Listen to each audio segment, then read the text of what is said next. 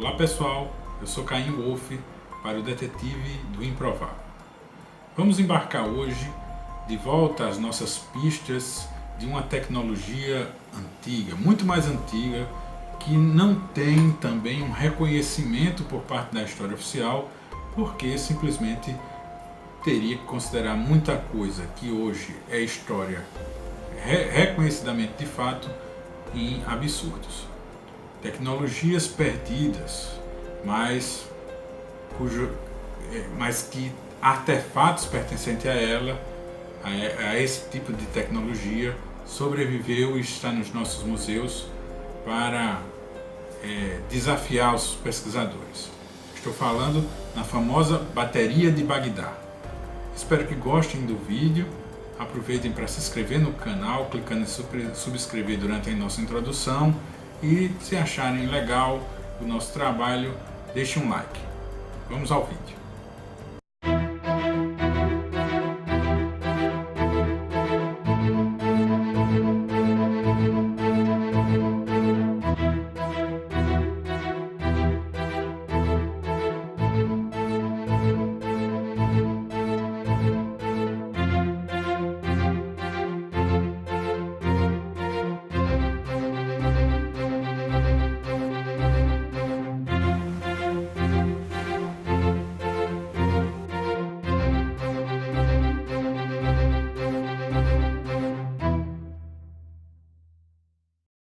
Depositado no Museu Nacional do Iraque há um pote de barro do tamanho de um punho de um homem.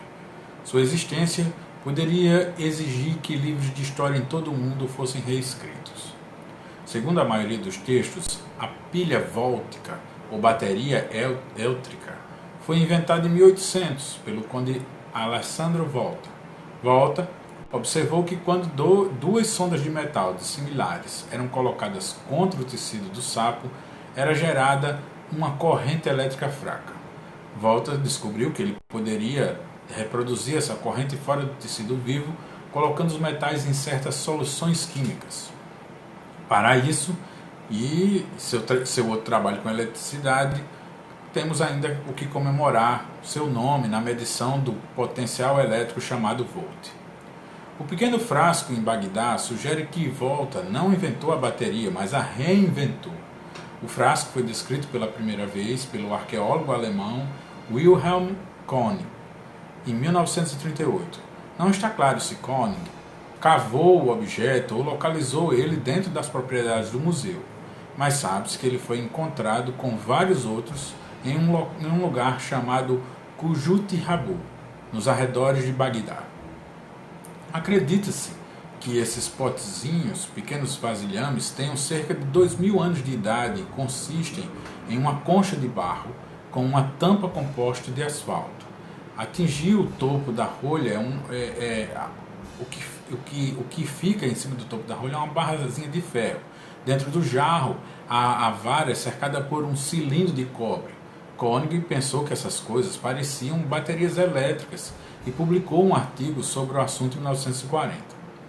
A Segunda Guerra Mundial impediu o acompanhamento imediato dos potes, mas depois que essas hostilidades cessaram, um americano chamado Willard Gray, do Laboratório de Alta Tensão da General Electric de Pittsfield, em Massachusetts, fez algumas reproduções. Quando preenchido com um eletrólito como suco de uva, os aparelhos produziam cerca de 2 volts. Nem todos os cientistas aceitam a descrição da bateria elétrica para os frascos. Alguns sugerem que eles eram simplesmente recipientes usados para segurar pergaminhos de papiro. Os pergaminhos desde então apodreceram, deixando apenas os frascos. Se fossem baterias, quem as fabricava e para que elas eram usadas? Kujut Rabu foi um assentamento de um povo chamado os Partos. Enquanto os Partos eram excelentes lutadores, eles não foram notados por suas realizações tecnológicas e alguns pesquisadores sugeriram que eles obtiveram as baterias de outra pessoa. Algumas pessoas até sugeriram que essa outra pessoa era um viajante espacial que visitou a Terra durante os tempos antigos. Por mais romântico que seja, não há nada sobre as baterias de Bagdá que seja de alta tecnologia para os que duvidam dessa possibilidade. Todos os materiais usados são de origem comum e a manufatura estava bem dentro da capacidade de muitos povos daquela época. O que é surpreendente sobre os frascos é que alguém descobriu como juntar os materiais certos, da maneira certa, para fazer um dispositivo que tem uma função que não fosse óbvia. É provável que as baterias, se é isso que elas são, resultem de um desenvolvimento isolado e acidental. O que eles poderiam ter sido, para que poderiam ter sido usados? O pesquisador alemão Dr. Arne Eggebrecht usou cópias das baterias para galvanizar itens, um feito recentemente duplicado no programa Discovery Channel no show Mythbusters. O processo de eletrodeposição usa uma pequena corrente elétrica para colocar uma fina camada de metal, como o ouro, na superfície de outro, como a prata. Eggebrecht sugere que muitos itens antigos em museus, que se acredita serem de ouro, podem, na verdade, ser de prata banhada a ouro por este processo. Então, esses dispositivos são baterias? Certamente é uma forte possibilidade. Mesmo se forem, o Conde Volta não precisa se preocupar. É improvável que mudemos o termo usado para o potencial elétrico nesta data tardia. Seu lugar na história está assegurado.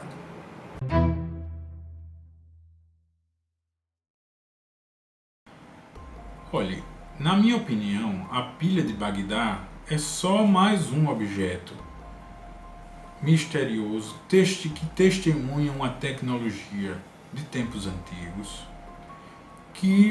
de uma infinidade de objetos que povoam os nossos museus. Isso nós estamos falando da parte que é levada a público, porque nós sabemos que muitos museus têm mais da metade dos seus itens guardados, armazenados, não mostrados ao grande público, que ainda estão sendo pesquisados, estudados, estão sendo conectados. Tudo bem, faz parte do estudo da história. Agora, nós podemos citar alguns artefatos que parecem naves antigas, que a arqueologia oficial diz que são peixes, e que, bom, para mim, para os defensores do realismo fantástico, não tem nada a ver com peixes. Velhos artefatos de homem trajando estranhos uniformes, objetos esquisitos, algumas obras de arte chegam até mostrar a diferença do rosto para um tipo de capacete, por exemplo, na América Central. Nós temos Stonehenge, nós temos as pirâmides, nós temos a ave de Saqqara, nós temos tanta coisa perdida, pessoal, tanta coisa que é ignorada e pela limitação da ideia de não considerar uma possibilidade um pouco mais incomum, você às vezes corre o risco de não ver o que está ali estampado. Às vezes realmente assim, é como diz o profeta, tem olhos, mas não quer ver, tem ouvidos, mas não quer ouvir. Está enxergando aquele testemunho, está ouvindo aquele testemunho da história ali diante dele e simplesmente não enxerga o mais óbvio. Então nós temos realmente coisas espalhadas pelo mundo, como a bateria de Bagdá, que diz, olha, eu estou aqui e vocês não sabem como fizeram. Há também outros objetos que estão apenas representados.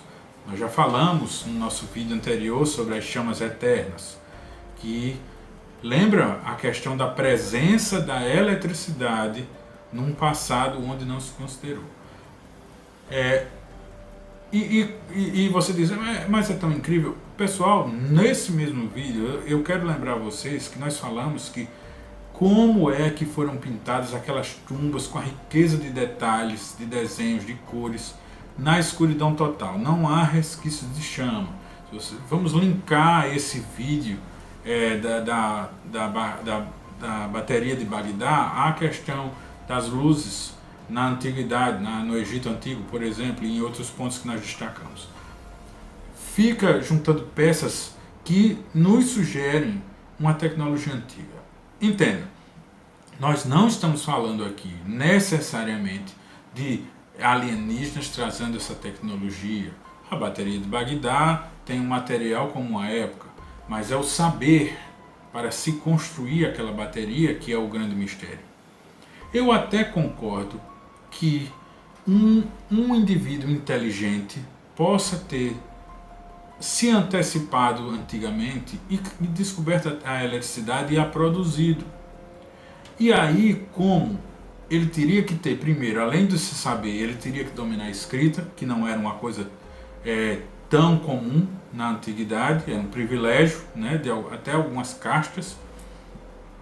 E segundo, ele teria que viver numa aldeia que já tivesse um grau de civilização que fizesse a cultura dele, o saber dele, sobreviver para se eternizar e virar um patrimônio da humanidade. Porque se ele era um gênio, numa aldeiazinha que foi sobrepujada por um grande império, que tecnologicamente era mais ignorante, simplesmente o saber dele morreu com ele. Então vamos dizer que na antiguidade existiram 3 homens que dominaram a criação da pilha de Bagdá. Se os 3 sofreram um infortúnio jovens a ponto de não passar a saber, tudo se perdeu e a única coisa que sobreviveu foi o objeto que esses próprios homens vieram a criar. Então, são essas possibilidades. Por que simplesmente se ignorar a própria capacidade humana? Se você não crê que nós podemos ter sido visitados por alienígenas que nos ensinaram essas tecnologias, como muitos defendem, por que simplesmente dizer que a bateria apenas parece uma bateria? Por que duvidar da capacidade humana em criar? Né? Nós não fizemos isso a história toda, sempre não foi um gênio. A sorte dele foi o ambiente onde ele foi imortalizado e reconhecidamente sua obra se eternizou porque foi divulgada dessa forma. Então é isso. Quando a gente tenta enfrentar a coisa mais tradicional que está, a gente tem um desafio ainda talvez triplicado. Mas talvez o grande segredo de irmos à frente é sempre questionar, sempre considerar todas as possibilidades, inclusive as mais incríveis. Porque incrível é o surgimento da vida, é a existência e a infinitude do universo.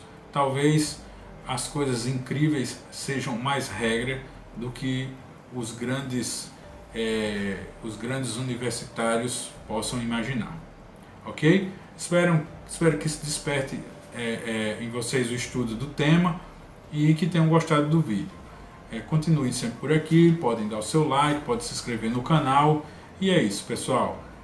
Estamos sempre por aqui fazendo com toda a atenção, todo carinho que vocês merecem. E mandem suas sugestões, visitem também a nossa página, mandem fotos das suas viagens, qualquer avistamento de possíveis OVNIs. Contem conosco como um aliado para o estudo e o desbravamento do universo misterioso que nos cerca. Eu sou Caim Wolf, muito obrigado e até o nosso próximo vídeo.